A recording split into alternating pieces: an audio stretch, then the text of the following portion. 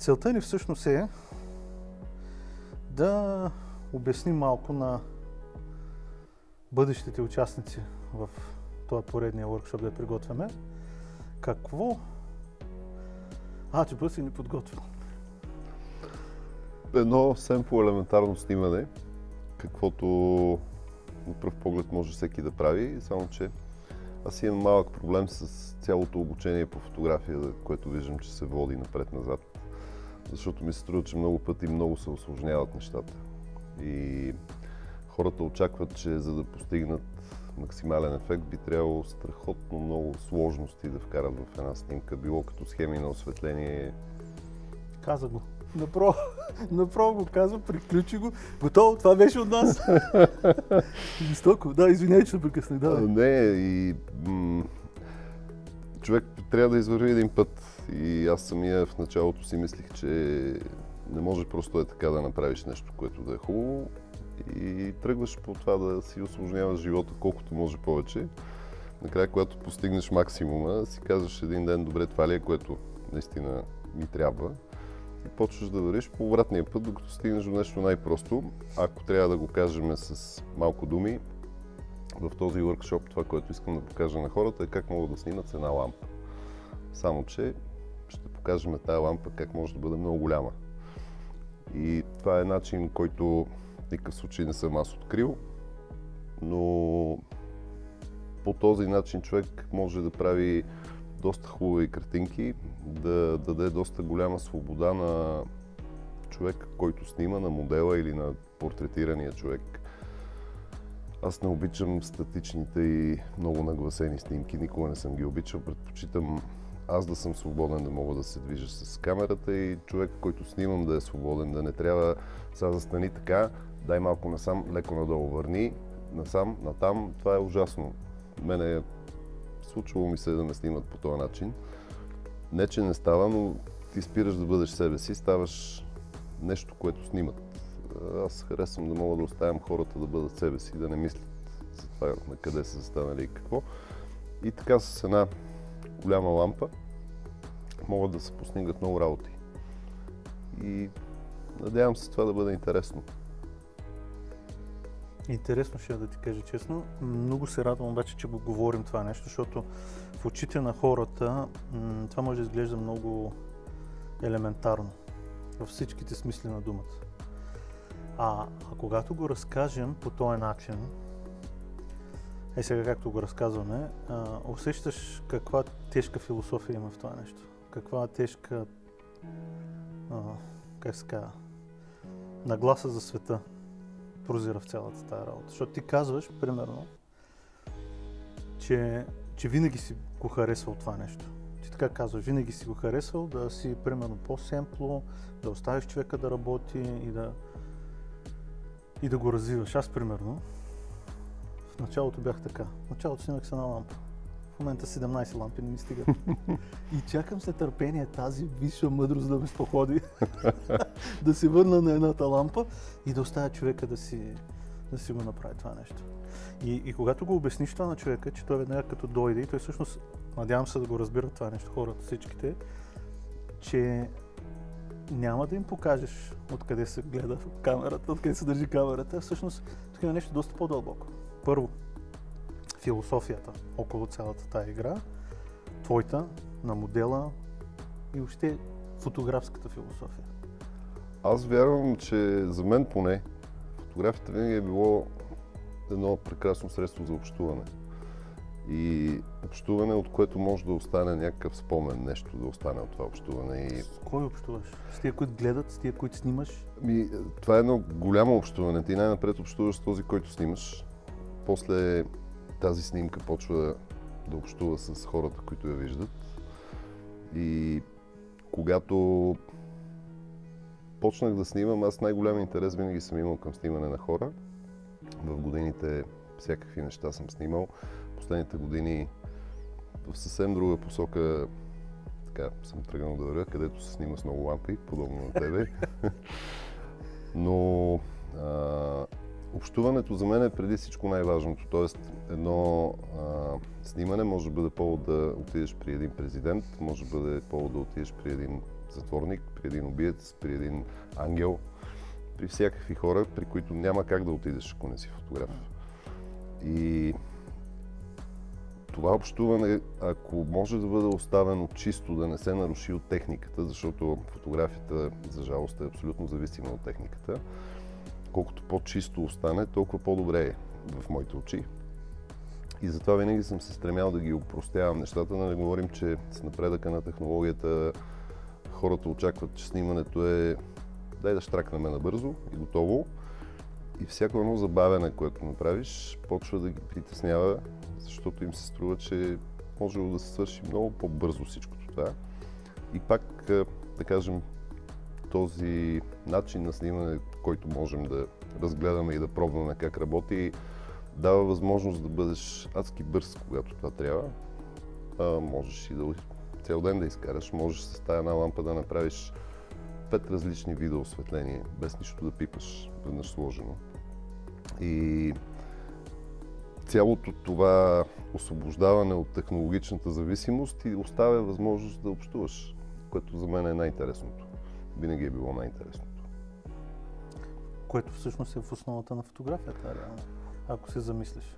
Те са много различни неща, между другото. Това така да го наречем едноламповото снимане и многоламповото снимане. Те са много различни неща, защото в крайна сметка имаш различни цели, според мен. Ти си веднъж търсиш човека от среща, веднъж търсиш продукта, който този човек обслужва или е. И така че наистина са много абстрактни неща. Аз си мисля, че такъв тип, точно такъв тип показно workshop или въобще обучаване, да му кажеш, за младежта е страшно полезно. Страшно полезно, защото примерно аз първото ми светене беше с тъпата 300 ватова халогенна лампа с празна, едно стъкло. Това нещо и си беше голяма драма за мен и си викам, какъв филм ползвам, че всичко ми става жълто. Да му се не виж, тук жълто става, кожата става една жълта. Но мисълта ми, че никой не ми го е казал защо. Трябваше сам да го разбера през годините. Далечните години, когато започвах да се занимавам с това нещо. А сега младежта, ако ти им го сервираш това нещо, обясниш им го правилно, аз мисля, че това е прекрасно. Защото в момента хората не си дават сметка какво стои за това нещо. Аз не знам какви са твоите впечатления за младежта. Аз, честно казвам, много вярвам в младежта, защото това, като станеш на някакви години, почваш естествено да си мислиш да се връщаш назад. Какво беше, какво е сега. Съзнателно ли е това? Или несъзнателно? Това е много екзистенциален въпрос, нали? Но... Любима сцена ми е в Матрицата, като Нео отива при архитекта. И архитектът почва много кротко да му обяснява съвсем набързо и за изключително малко време на екрана, как цялата тази работа се повтаря до безкрайност. Ние опитвахме всякакви варианти, хората да са щастливи, да са нещастни. Един и същи резултат винаги. Помня го това, да. Смятам, че има един такъв цикъл млад си, средна възраст, стар си, имаш своите предубеждения във всеки един период от живота си, имаш своите страхове, своите надежди, очаквания и така нататък. Да кажем, аз на този етап, на който съм, като се връщам назад, виждам, че съм искал да счупя системата, да променя, смятал съм много авторитети за пълни идиоти, смятал съм някакви идиоти за невероятни авторитети. Нормални неща, мисля, всеки минава. Това, между другото, и на по-голяма възраст продължава да се случва, но малко по-умерено. Човек някакси с опита добива някои идеи. По-изкъсо го държи така. Да, но аз смятам, че за мен е много хубаво, че фотографията винаги е едно и също, но никога не е същото. Всяко едно снимане е буквално същото като предишното и буквално нищо общо няма с предишното снимане. Това прави фотографията изключително интересна. Друга важна особеност на фотографията е, че за разлика от всички други изкуства, фотографът със сигурност трябва да бъде там, където е снимката. Ако ти си художник, може да нарисуваш една прекрасна сцена морска, без никога да си виждал морето на живо. Ако си писател, можеш да опишеш фантастична сцена, любовна или някой умрял току-що и реве цялата къща по загубата на човека, без никога да си виждал нито къщата, нито хората, нито което иде от тези неща. Те дори могат да са абсолютна фикция. И каквото и да вземеш като изкуство, то може да се създаде на база на твоите представи за нещата. Фотографията не можеш. Ако не снимаш нещото, него го няма. За да снимаш затворника, трябва да отидеш в затвора. Именно. Или да ти го доведат в твоя затвор, няма значение. Въпросът е. И в това отношение тази, как да кажа, тежест, която съпътства това занимание, това обстоятелство, че ти трябва да направиш снимката, бидейки там, където я правиш. Дори човек да сглоби една снимка от 50 отделни елемента, пак те трябва да се направят някак. Изключвам изкуствен интелект. Там ти общо трябва по-скоро да развиеш писателските си умения, отколкото някои други. И в този смисъл, ако можеш да, как да кажа, да облегчиш в кавички технологичната част, можеш да се наслаждаваш повече. Разбира се, самото снимане не е проста работа, никога не е била проста работа. Колкото и днеска да са съвършени камерите, аутофокусите и всички чудеси, този, когато снимаш, въобще не му пука с какво го снимаш, ама изобщо. Ако ти е много голям апарат, имаш вид на по-голям професионалист, но и с много малък апарат може да му вземеш акъла. Ако това е целта, да. Ако се хареса как изглежда. И такава, как да кажа, такъв начин на мислене, не знам доколко би им харесал на младите хора, но си мисля, че аз поне като бях млад опитвах да разбера тези, които могат да правят нещо и които виждам, че го правят нещо, как го правят и си харесвах. Имаше елементи, които ми харесваха, други, които не, неща, които приемах безусловно, други неща, които категорично съм бил против. Вярвам, че младите са много по-склонни да пробват и да търсят. Ти тези неща, които ти казваш сега за това, че фотографията е същата и не е същата, за това, че човека не му пука с кого снимаш и така нататък, самият човек, който бъде сниман. Ти имаш ли за цел, в смисъл, би ли ги наливал главите на младежта, на хората? Защото според мене хората не си дават сметка, така като видят какво снимаш или като те видят някъде и така нататък, не си дават сметка колко всъщност мисъл вкарваш в това нещо. Не конкретно в момента. Понякога път даже трябва да си изпразниш главата, естествено, когато снимаш някой, но каква енергия и каква мисъл е фотографията за тебе? Всъщност в този момент. Не си дават сметка. Така е много пъти. Няма как да си го дадат. Аз съм на мнение, че нещата станаха страшно лесни в момента и хората само се плъзгат по повърхността. И той затова, като дойда на един workshop, искам много бързо да научи това, което ти си научил за последните 40 години или да не казвам, нали колко. Нормално, съвсем нормално. И обаче аз искам да се борим с това нещо. Аз самия го правя ежедневно. Постоянно на хората им набивам канчетата. Им постоянно им обяснявам, скивай се, това не може да го направиш така, защото Микеланджело при 600 години и 700 години го е правил. И той е сложил тези основи и затова това се прави така. Ти натискаш копчето и въобще нямаш идея. Пускаш си, дърпаш червеното кранче и потича топла вода. Какво седи за тая топла вода, ти нямаш никаква идея. Обаче нямаш право да си толкова невеж. Щом си дошъл тук на този workshop, щом искаш да научиш нещо от мен, аз искам да излея всичко, с което разполагам.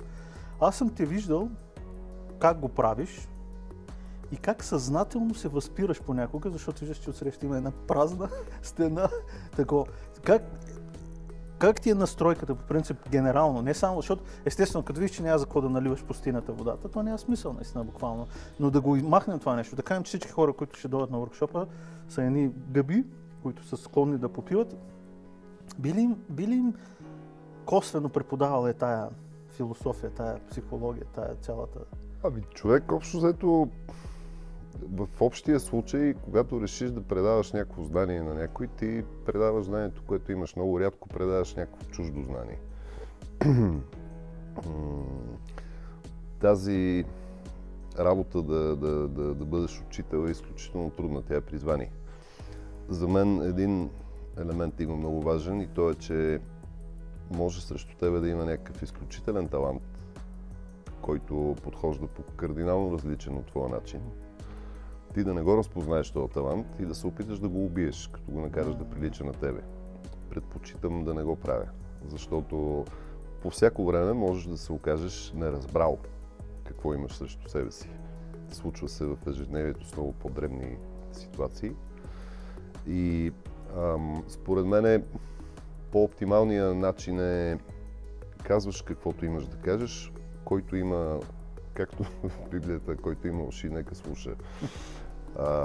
Да не си мисли някой, че проповядвам такива работи. Мисълта ми е, при цялото разнообразие в днешно време, ако седнем в YouTube, можем 2 месеца да не станем от компютъра, гледайки туториали, кое как се прави. И винаги ще научим по нещо. Абсолютно да, 80% от хората, които представят приемно нови камери, новото еди кое си, стигат до едно копче, което казва това не знам за какво, или нещо в менюто, това не знам за какво, но те имат хиляди гледания. Да. Аз, например, ако не знам нещо в менюто или едно копче за какво, няма да правя YouTube представяне на нещо. За мен е несериозно това. Мисълта ми е, аз съм от хората, които абсолютно с радост приемат някой да си купи фотоапарат, да го сложи на зеленото режимче, както и да се нарича зеления режим, който е, нали, най-идиотоустойчивия, и да снима. Не мисля, че на всяка цена е нужно да знае какво е бленда, какво е скорост, какво е чувствителност, каква е кривата, всички тези работи. Когато ти потребят тези неща, ти ще ги научиш. Преди да ти трябват, не ги учиш. Просто снимаш, излезе снимка, ама защо ми е такава? Трябва нещо да направя, как се прави това, почваш да търсиш. Следващо. Не мисля, че трябва някой перфектно да е наясно с техниката. Във всичката и, нали, фотографията като техника включва камерите, осветлението, всички тези работи. Няма нужда. Купи си един телефон, снимай с него най-напред. Виж какво се получава. Купи си един фотоапарат, наистина го сложи на зеленото, снимай. Като почне да не ти се получава нещо и да искаш, ще намериш начин как да управляваш. Моята философия е такава. То е градиране, това нещо реално. И когато ти имаш вътрешната потребност да градираш постоянно, рано или късно стигаш до момента, в който трябва да научиш това защо е така. Това е неизбежно. Се получава оптични закони, физични закони. Неизбежно е човек в един момент. Големите творци, в която и да е сфера, със сигурност притежават талант, който е голям. Със сигурност са готови на адски много работа, защото ти каквото и да направиш, главното условие, за да можеш да направиш нещо добро, е много работа. Микеланджело, който спомена, страшно много работа. Пикасо, страшно много работа. Който и да вземеш, музиканти, писатели. Аз съм на това мнение, да, супер съм съгласен с теб. То съм на това мнение, че всъщност нещото, за което ти казвам, че се боря ежедневно, е точно това, че хората трябва да знаят, че за това има ужасно много труд. Защото той идва тук на workshop-а и очаква от нас да му дадем рецептата или у нас пръчицата да размаха и то да стане. Защото очаква, когато не може да го разбере, защото те не го разбират на нивото, на което ние го разбираме, може би никой не го разберат, както и ние няма разберем тяхното, но това е друг въпрос. Очаква да му дадеш рецептата и да му кажеш как точно да размаха пръчката и какво точно да каже, за да стане работата. Но точно за това, върху това нещо се боря, защото виждаш го тип кара ламборджинито и отвътре за една мацка с страшно дупе и си мислиш, той така го е направил. В смисъл, колко седи отзаде, хората си не си дават сметка и никога няма да си дадат тази сметка. Въпросът е, ние искаме ли да ги научим на това нещо? Не е с този workshop, генерално, дългосрочно. Имаме ли нужда? Защото аз се боря с това нещо. Не знам дали има нужда това нещо, да го Винаги има нужда. Ти в един момент, ние сме като едни съдове. Напълваш го съда с нещо и в един момент трябва да отлееш от него, за да можеш да продължиш да го пълниш. В този смисъл, като стигнеш до там, че примерно си осъзнал определени техники, принципи, правила, особености и като видиш отсреща, че е по-празен съда срещу тебе, си кажеш да я те сипя малко. Сипваш му малко, съответно този съд отсреща се пълни от тук, оттам в един момент той се напълва, той почва да отсипва. Това е абсолютно нормален принцип. Много китайско звучи цялото нещо. Виж, това са, всеки по някакъв начин си ги обяснява за себе си работите. Аз нямам претенции, че много разбирам, но винаги съм се стремял не само в осветлението да ги свеждам нещата до по-прости елементи, за да могат да бъдат по-разбираеми за мен самия. Една сложна система, като я погледнеш в първи момент, изобщо не те е ясно това как по дяволите успява да работи. Като почнеш да гледаш отделните компоненти, ти става ясно, че тази сложна система се базира на изключително прости неща. взети заедно, обаче те са нещо сложно. Ти една снимка, за да направиш един човек на бял фон да седи и да изглежда добре, черно-бяло цветно, няма значение, по същество е адски просто, нали? Но то е съставено от адски много сложни неща и за да може да изглежда много просто, то трябва да е много сложно направено и да е добре балансирана цялата тази сложност, така че и накрая да изглежда просто. Аз приемно хич не обичам тези снимки, в които се вижда изключителното майсторство на фотографа да свети. Тук контричка, там не знам си какво си, тук така, онака. Ти виждаш, нали, просто как е насветено, защото така, нали, се прави. Да. И хубаво и какво? Ако видиш едно момиче да тича в тревата някъде след обед на полето, те изглежда брилянтно, без никой нищо да е правил по нея. И може би ще ти хареса повече, отколкото да е адски пипнато всяко нещо. Аз съм на мнение, че можеш да харесваш всичките и това, и това, и това. Зависи как ти е настройката, зависи с какви очи ги гледаш. И точно според мен глобалната случка е всъщност, че ние трябва да пропагандираме и да обучаваме очите. Съответно, ти трябва да погледнеш малко по-глобално, кой как го възпитаваш, какво възпитаваш в него, или примерно да видиш какво си носи, за да мога да го развиеш и така нататък. То е талант, дето казваш ти. Много е абстрактно това нещо. Аз обаче съм на мнение, че ние реално съзнателно, несъзнателно го правим това нещо. Ние влияем на тия хора. Ти не само на workshop-а, ти реално с цялото си битие, с нещата, които си направил и така нататък, ти влияеш на 40% от хората, които ще дойдат на този workshop, ти вече си им повлиял. Те затова идват. Те вероятно трябва да имат някаква идея на чий workshop ходят, защото инак просто някакъв ще ми говори той и то за една лампа, нали, той лут ли е. Кой какво си взима от целия workshop е малко абстрактно понятие, винаги да ти кажа честно. Което сега ме навежда на следващия етап, за което искам да ти питам. Какво точно си намислил да снимаш? Или кого? Или какво, или не? Ами, ако трябва да съм напълно искрен, не съм мислил чак до толкова в детайл. За мен е интересно да видим как може да се подходи. Според мен по-смислено е каквото и да е обучение, когато се разберат принципите. Защото пак се връщам, бидейки фотографията винаги е една и съща и никога същата. Например, като кажем една лампа, има 5 начина тая една лампа да бъде една лампа. Да ги видим какви са. Според случая, според възможностите, според пространството, според парите, с които разполагаме, според времето, което имаме. Човек на неговите геометрии и пространството, което е представено. Именно, от друга страна, какво правиме? Правиме нещо високо художествено, като фотография, правиме корпоративни неща, правиме портрет на приятелката или на съседа на дъщеря му на абитуриентския бал. Мисълта ми е... Съседа, дъщеря му, абитуриентския бал.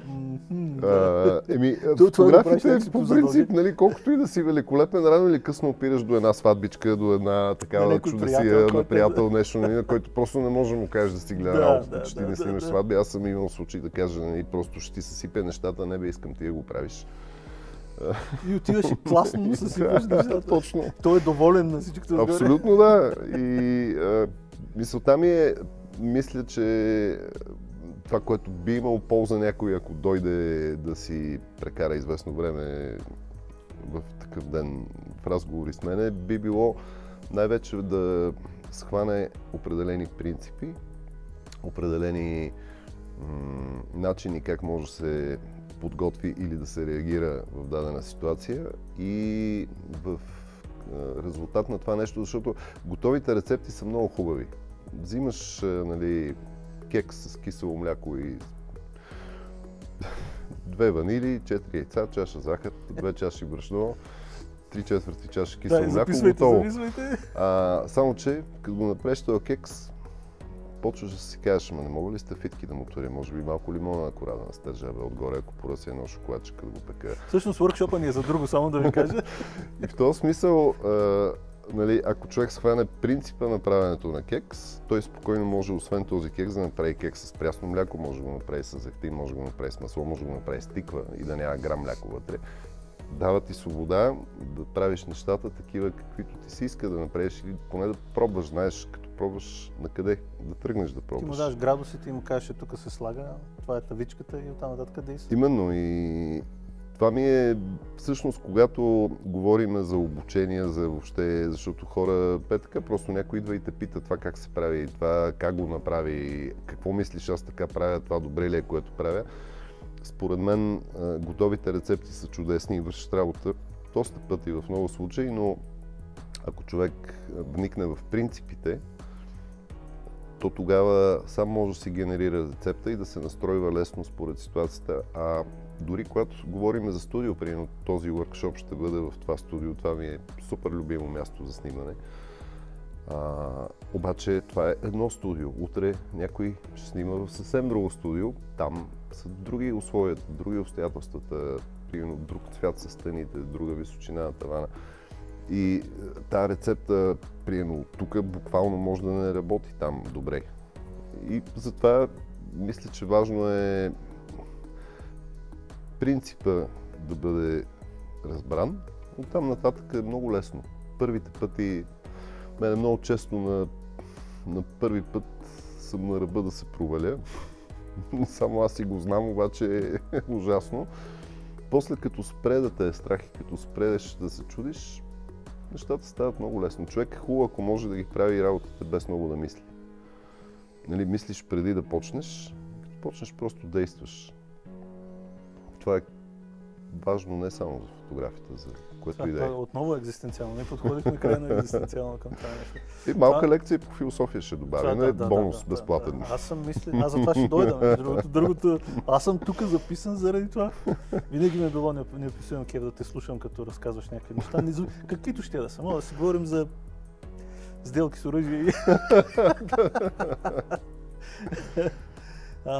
Това е много интересен момент, как успява човек да стигне това ниво. Аз му казвам, това е tunnel vision, който се получава.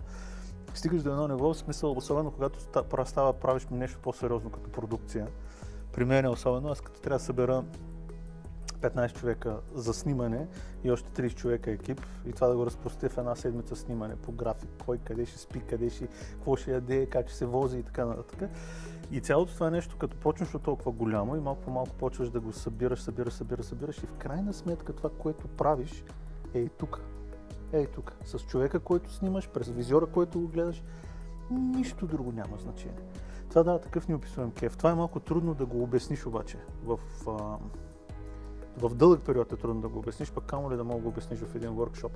Но се надявам, че хората се умяват да го направят, защото много често съм виждал на моите workshop как почват да се губят. Аз му казвам сега, тук направили сме вече всичко, снимай. Той започва да снима, обаче някои неща не се получават както трябва да се и той започва да се губи откъде се получава. Почва да губи, сложих ли сол, ванилия ли сложих или сол сложих, дали, що не се получава. Точно тази игра. И за мен винаги е било много финния момент да успееш да вкараш хората да гледат първо голямата картинка и после малко по малко тя да се събере в очите на модела или в това, което гледаш, което търсиш при нея. Това за мен е било винаги на workshopите най-трудното нещо. Аз съм го виждал как го правиш ти това. По малко по-камерен начин, може би, от моята гледна точка, но се получава това нещо, точно това затваряне.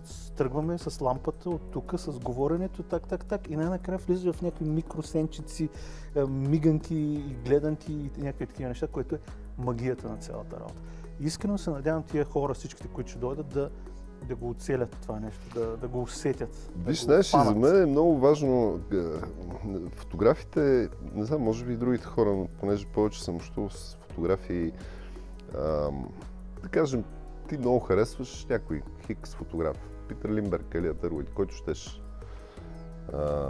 И той е страхотен, удивителен, има невероятни фотографии, вънка, вътре, каквото е снимал, черно-бяло, цветно, цял разпортрет, всичко ти е вау, той е гений. Да, ама ти това, което си виждал от твоите кумири фотографии, са, може би, под 1% от техните снимки. Останалите 90, 95, 99% са пълна боза. Те за нищо не стават. За мен е много важно да не се плашиш да бъркаш. Напротив, хвърляй се колкото можеш по-усилено в бъркането. Колкото повече пъти сбъркаш, толкова повече можеш да видиш кое не работи и отиваш все по-близо към това, което работи. Това е тежката философия. Ами, чупи си главата, тя ще за мен това е много важно, защото хората имат очакването да се абстрахираме от въркшопа. Днеска ще правим едни снимки, тук страхотно момиче сме намерили, ще направим супер снимки, снимаме и не е като Питър Линдберг. Ами не е нормално да не е на Питър Линдберг. Първите 20 години също не са му били като на Питър Линдберг. Хелмут Нютън е, не знам, топовен фотограф в очите на немалко хора. Той маса време е бил сватбен фотограф в Австралия, защото е трябвало да се яде нещо. Снимаме всякакви глупости, които повечето хора, които са чували Хелмут Нютън, въобще не са помирисвали, че ги е снимал. Срещнах се веднъж даже с едни австралийци, които хора на повече години обяснявах как техен съсед всъщност има снимки от сватбата си с жена му, правени от Хелмут Нютън. Значи има един австралиец, който в чекмеджето си държи сватбено албумче, което е на този великия Хелмут Нютън, което сватбено албумче, като видиш, няма Хелмут Нютън в него, има сватбен фотограф. И Хелмут Нютън след това пристига в Европа обратно, почва да прави някакви пробиви в модната фотография, снима, да кажем, за ЕО, неговите снимки в ЕО по нищо не се отличават от моите снимки в ЕО или от твоите, или от на който иде, защото ЕО има стандарт какво иска. И там нямаш как да счупиш света от вълнение от твоите снимки, макар че има такива проблясъци. Почва се едно препускане, както обикновено, нали, в кариерата. Препускаш, стига до там, че получава инфаркт, за малко да умре. Може би много хора са виждали неговите собствени автопортрети от болницата в следствие на този инфаркт. И чак там му идва грамадното прозрение, че той от тук нататък или ще прави снимки за много пари, или ще прави снимки, които наистина иска да прави. И той обаче там не е нито на 20, нито на 30, нито на 40 години. През цялото това време той е бил фотограф и работил със страшна сила. И се е хранил с това. И въпросният Хелмут Нютън, който е любим на страшно много хора и безкрайно известен и популярен на този свят, е този Хелмут Нютън, дето след този инфаркт е почнал да прави неща или за много пари, или такива, които харесва. Значи един грамаден период от живота, професионалният, творческия живот на един човек е минал. Просто е минал. И това, което прави този човек много важен фотограф е, ето и накрая, което е в резултат на това, че той се е замислил, чакай, нали, този метод, който аз прилагам, всъщност ме доведе до болницата, щях да умра. Пари, добре, някакви контакти, добре, яде се, спи се, живее се добре, ама аз това ли искам да правя? Това ли ми е на мен фотографията? Не, аз искам да направя нещо, което или наистина да изкарам пари, защото не е лошо да имаш по-добри пари, или най-малкото поне да ми харесва. И в този смисъл човек няма нищо странно, повечето му опити, примерно, понеже говорим за фотография, в фотографията просто да не стават за нищо. Не трябва да се страхува от това. Абсолютно не. Ти просто прави своите... Особено днеска е относително по-евтино. Ти можеш да снимаш 12 000 кадъра днеска, ако имаш това търпение, нали, да го направиш и да изхвърлиш 11 900 от тях и да останат едни 100, дето криво ляво да стават.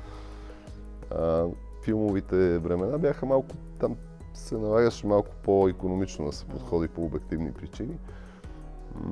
Правенето на грешки е перфектно. Въпросът е да си правиш изводи от тези грешки, да по възможност да не ги повтаряш до безкрай. Една грешка, повторена до около 100 пъти в фотографията, горе-долу е приемлива, вече на 101-я път трябва да се замислиш.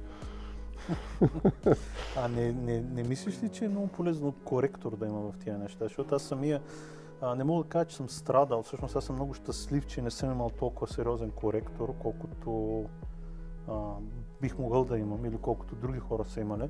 Но това примерно при мен се е обърнало в ефект. Ако имаш коректор, който да каже на третия път, виж, това не се прави така.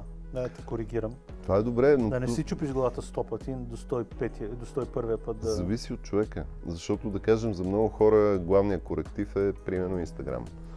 Ти бълваш продукция в Инстаграм, отсреща се бълват едни палчета и си мислиш, че правиш страхотни работи. И в деня, в който Инстаграм по някаква причина не работи, тебе те няма. Къде си ти? Защото Инстаграм не е твой.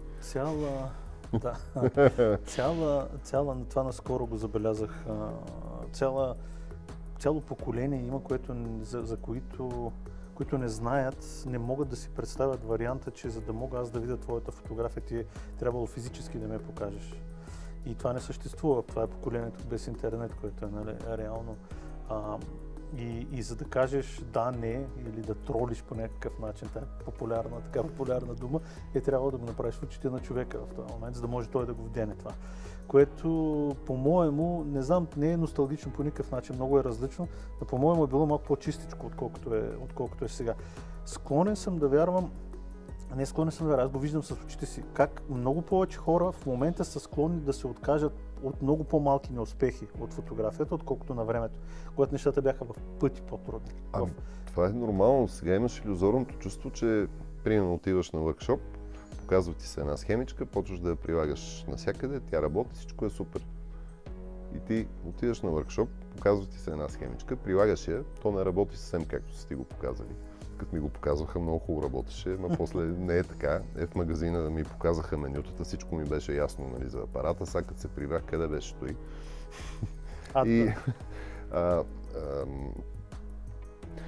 Бизнеса прави всичко възможно чрез маркетинга да убеди потребителите колко е лесно, за да могат потребителите да си купят. И да го пробват, да го видят. И това е абсолютно нормално. Винаги е било така. И през 800 и някоя година, като са ти продавали ножчета за бръснене, вероятно са обяснявали, че това нещо така се обръсваш, че няма нищо друго на света, което да те обръсне по този начин. Въпреки, че още в праисторията са се бръснали хората с кремъци.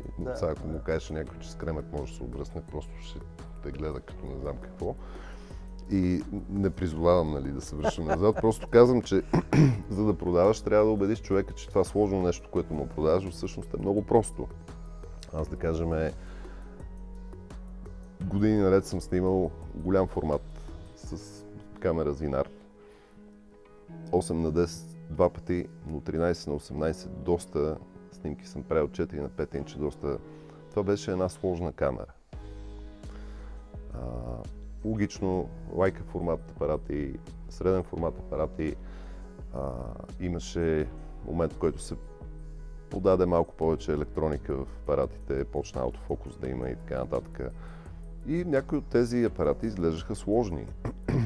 На фона на днешните апарати, дори простите апарати, поне сложни апарати са фасулска играчка. И в този смисъл нищо странно няма прино тебе да ти е сложно с всичките 75 страници менюта вътре и всичките 200 зависимости, между които не знам си какво си се случва, пък за видеото вече да не говорим, че там е до безкрайно сложно. И то е трудно, сложно е. Повечето хора, които познавам, халхабер си нямат видеото като даденост в една камера, независимо дали е фотоапарат или видеокамера. Какво по дяволите да правят с него, какъв кодек, каква компресия, защо така, логовете, всичките тези чудеси. И въпреки това всички бълват, защото на всички им се обяснява, че е много лесно. Изобщо не е лесно, никога не е било лесно, няма и да бъде лесно. Най-лесно е с телефон. На фотографите, с които си говорим, като почна да им обяснявам телефона, защо снима така, както снима, чисто технологично. Този термин computational photography съдържа за себе си, ти можеш да напишеш 500 страници тухличка и пак да не го обясниш на хората какво се случва, за да стане така лесно снимката с телефона. Един колега преди години ми каза, то на къде ще отиде фотографията? И аз му казах, докато не вкараш в фотоапарата, който е върховия модел на марката, всичко, което може телефонът ти да прави от преди 5 години, няма да спре развитието на това.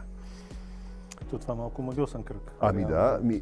Нормално е, прогресът е такъв. Прогресът иска да се развива, иска да ходи напред, иска да има нещо ново, иска да те убеди, че е много лесно. ти се хвърляш, ударяш главата, нали? Виж, че въобще не е много лесно. Пода е корав, боли носа, нали, и така нататък.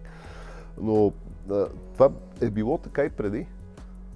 Аз, например, когато опрях до голям формат камера, бях удивен, че ученето по фотография не се почва с голяма форматна камера, защото ти, ако да кажем, се научиш как да работиш с голяма форматна камера, ти научаваш всички основни принципи и на дълбочина на остротата, и на каквито щеш елементи с плоскости, перспективи и така нататък, да не тече никой не снима с такива камери, да не занимавам хората, но ако някой си направи труда първия месец да те научи на това, после доста от техническите неща биха ти били адски лесно и ще те плащат много по-малко, като вземеш нормална, примерно, един канон на практика, както по мое време имаше такива митични апарати немски.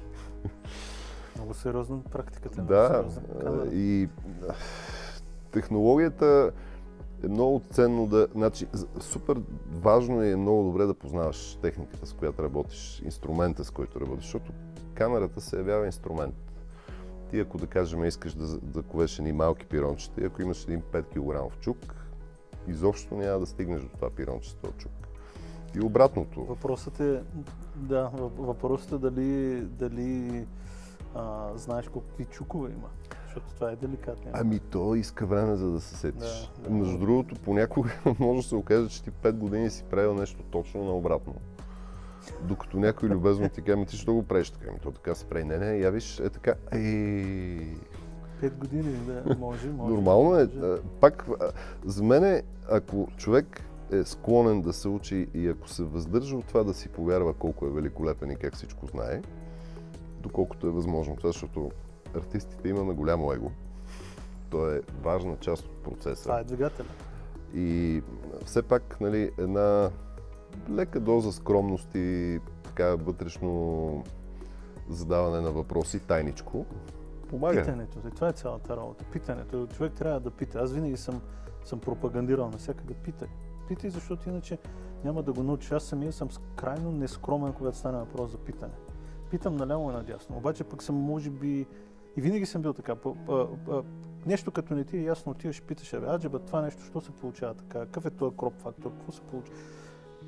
Изгубваш ценно време, един вид, ако не успееш да си го наваксаш в тази кратка част. Това питане не винаги е някъде към няколко конкретен, то може да бъде в пространството, в едно време библиотеките, сега в YouTube или където и да е, питането веднагически. Защото няма, как се казва, няма един път за много. В смисъл, има страшно много пътища, по които мога да постигнеш даден ефект. Особено когато пък опре до такива визуални неща, каквито са фотографията, видеото и изобщо. Той е въпрос на вкус. За мен е много важно това, примерно, за да можеш ти да се развиваш като творец, е хубаво да си изясниш за себе си какво всъщност харесваш. Защото... Това е доста дълъг процес. В началото всичко ти харесва, нали? Всичко, което не можеш да правиш е вау, това да направя, онова да направя. После виждаш, че някои неща, те са си вау, но не са твоите, не те интересуват. Ако човек се спре, се замисли и си изясни, доколкото му е възможно, какво точно иска да прави, защо иска такова да го прави, как би могъл по-добре да го направи. И ако почне да е по-упорит в това и разбира се, ти си изкушен това да видя, онова да видя и така нататък, прави и други работи, но концентрирай се върху твоето нещо, кое е твоето нещо и почни него да правиш, тогава много по-голям успех може да имаш, много по-убедителен може да бъдеш. Ти няма как да накараш някой да хареса една твоя фотография, ако ти не си я харесваш. Ти няма как да я харесваш, ако тя не е твоята. Абсолютно. Особено ти в комерциалната фотография си напълно ясно, че при мен има една така закономерност. Най-високите хонорари съм изкарал от нещата, които най-малко съм харесвал. И вярвам, че в живота на много професионалисти е така, защото много рядко имаш късмета да можеш да правиш скъпо платена и въобще високо бюджетна работа, защото не е само компонента колко ти взимаш, обикновено скъпо платеното нещо, то само по себе си е скъпо, като Като работа. продукция, да. И то наистина да е твоето, наистина да ти харесва. Много пъти то просто е това, което всъщност никой по трасето не харесва. Той клиента накрая не е сигурен дали го харесва, но агенцията го убеждава, че е много добро. Аз не минава ден, в който не благодаря на Вселената или на какво трябва да се благодари за това, че имам шанса доста честичко да ги съчетавам. Да правя нещо, което си харесвам, което съответно е да най-добре оценено по всякакви неща, ама си дам сметка, че това си е... Това е рядкост. Сериозна битка е това нещо. Отстрани погледнато някой ще каже, това е, той си го докарал на късмет цялото нещо, но това е сериозна битка, само ти знаеш. И въобще хората, които са в това нещо, знаят каква чудовищна битка е да го докараш до това. Но да. Абсолютно съм съгласен с това. Абсолютно съм съгласен. Добре, кажи ми ти какво получаваш от такъв един workshop? Емоционално, преди всичко, най-важното за мен е, когато много е хубаво да видиш хора, които са от твоята група, защото за мен е, като някой ми каже, ти си професионалист, ти си много така известен, ти разбираш, ти можеш. Аз всъщност съм един изключително задълбочен любител, такъв много упорит любител. Че хубаво казано. Изключително задълбочен любител. На мене поначало от първия ден, в който... много се размива, кога си ставаш вече изключително, не малко задълбочен професионалист и обратното, докато... Да, но това е много хубаво казано. Аз ще го обясня. За мен снимането носи ми голямо удоволствие. Много харесвам да снимам. Пак казвам, за мен е по свой начин. Примерно, ако съм в един нов град, където до сега не съм бил, или село, или каквото щеш, място, където не съм ходил, населено място, снимането е причина да отида на първата успоредна на главната улица, за да я разгледам, защото мога нещо да снимам. Ако не снимам, за какво да хода на тази улица? Мога да видя повече, понеже съм фотограф, защото съм любопитен и искам да отида на първата, на втората успоредна, някъде да мръдна в страни от това, което всеки вижда. Извинявай, скобичка, можеш ли да си фотограф? Няма значение, добър, недобър, качествен, некачествен, ако не си любопитен. Само скобичка. После ли се върна? Не знам, може би да. Може би да. Аз съм сигурен, че има хора. Фотографията от друга страна е занаят и то е много такъв, както да си обущар. Аз познавам хора, които снимат цял живот монети, примерно, с зинар. И те са любопитни да заснемат отново по абсолютно същия начин това пени или каквото ще да е монетка спрямо предния. Смисъл, те имат тая любопитност, въпреки че това е занаят. Те го правят, но е някаква друга, много различна от моята и твоята любопитност, примерно. Можеш ли? Аз мисля, че можеш, пак казвам, фотографията в дългите години, в които съществуваш, от нищо, че тя е на 100 и малко години, това не е малко време, тя освен това се вървява много път през този период и тя много лесно стига до хората. Нали? Една фотография, една снимка, веднага разбираш за какво и да речеш, доколкото една книга да я прочетеш, иска да четеш, нали? Което хората се по-малко харесват. И в този смисъл, естествено, ще дойде един човек, който просто е научил как се прави едно нещо, прави го както трябва и въобще не го интересува нищо друго. Като стане 5 часа, си слага шапката и си отива и си прави нещо в градината. Защото това му е работата, това му е почивката.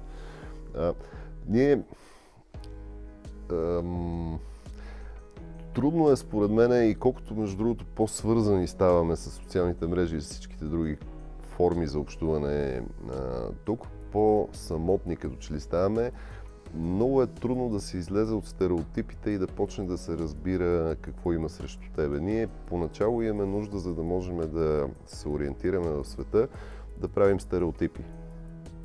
Стереотипите са на всяко ниво. Нали? Ти в момента, в който влезеш в една стая и има някой, без да си даваш никаква сметка, ти веднага го поставяш в една ниша някъде в твоята ценностна система и той е там.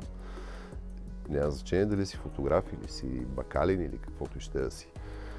И стереотипирането ни пречи да вникваме в индивидуалностите. А индивидуалностите са ние с тебе двамата сме фотографи, ние нямаме нищо общо един с друг. Ама нищо общо. Ние В сме очите на толкова много хора различни. ние сме едно такова. Другия вариант, че сме от София, третия вариант, че сме българи. И фотограф, той е ясен. То сме ясен. И това казвам, че ние всички сме, как да кажа, това е една система, която тя е по-голяма от нас, която ни позволява да се ориентираме в света.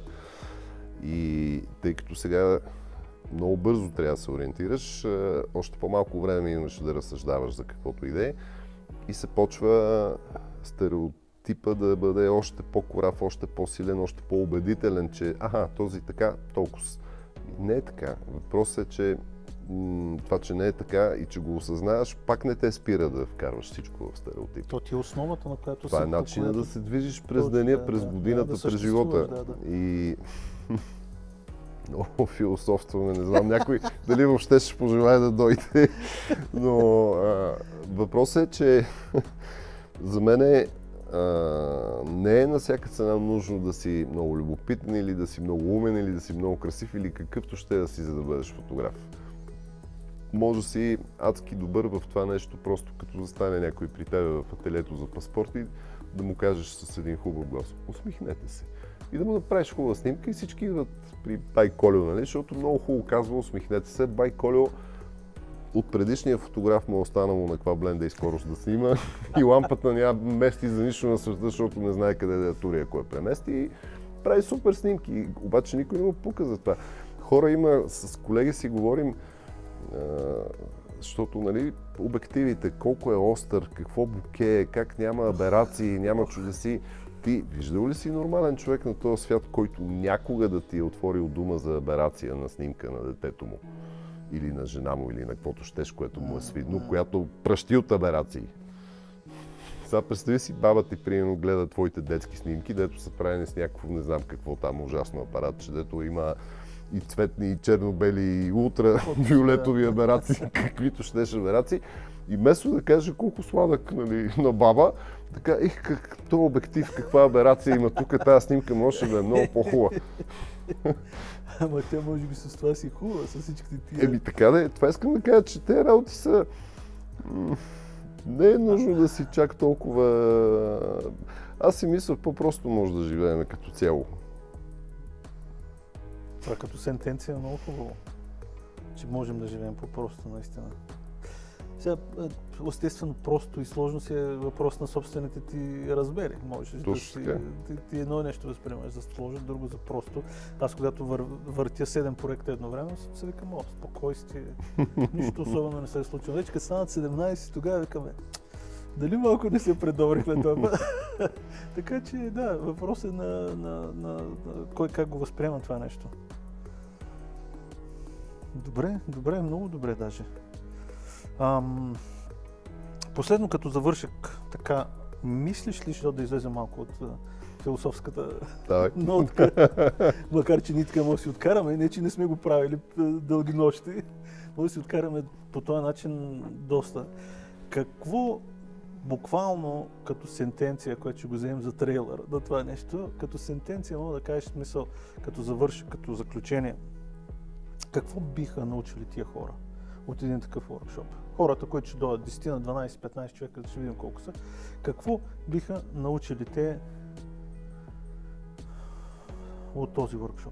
Буквално, съвсем така практично, ясно, че философски и екзистенциално ще ги подкрепим добре, те ще знаят много, но какво биха научили така? Кажи го с примерно няколко. Буквално биха научили, че могат с относително прости средства или с повече средства, според възможностите, бюджета, желанието и нуждите, да си създадат един източник на светлина, достатъчно голям и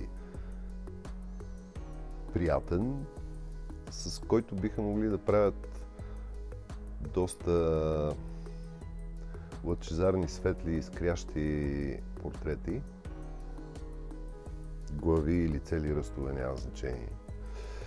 Без да им се налага нещата да са строго фиксирани, т.е. биха могли с подобен начин на работа да си освободят себе си и модела, да могат да правят каквото искат бързо и лесно. И така снимани снимки. Освен това ще им посмалят проблемите после и в постпродукцията, защото, да кажем, като говорим за една лампа, да не си представя някой, че ще светиме с нощна лампа. По-скоро ще се стремим да използваме един голям източник светлина и да видим какъв ефект той може да даде върху един, двама, трима, 5 човека, които могат, както казах, да бъдат от цял ръст до един детайл от лицето, портрет. Какво може да се случи, ако се завъртиме малко наляво или малко надясно спрямо тая лампа. Тук тази цикорама просто е правена за такова нещо, да можеш, като си сложиш някъде лампата и да се въртиш с модела и пак да си бъдеш на фон. Аз лично не съм голям любител на снимането на фон, защото смятам, че хората, естественото им място не е в студио на фон. Това не е моя мисъл на Хелмут Нютън. Но от друга страна, снимането на фон дава страхотни възможности, освен което тази техника, да го наречем, на едната лампа, тя е приложима не само с изкуствено осветление, тя може да работи еднакво добре и с светкавици, и с постоянно осветление, и с някакви ужасно ефтини халогенни лампи, като те едно време, които с тебе сме правили. Тоест, един, как да кажа, прост универсален метод, който би могъл да ти отвърже ръцете, като правиш неща и да го ползваш, ако ти хареса.